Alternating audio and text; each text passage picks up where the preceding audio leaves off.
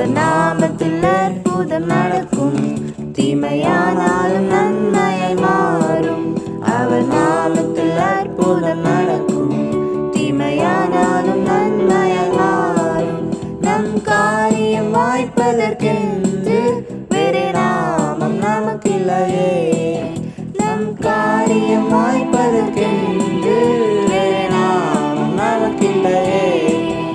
அவர் நாமம் இயேசு கிறிஸ்து, அவர் நாமம் இயேசு கிறிஸ்து, அவர் நாமம் இயேசு கிறிஸ்து, அவர் நாமம் இயேசு கிறிஸ்து. வானத்திலும் இந்த பூமியிலும்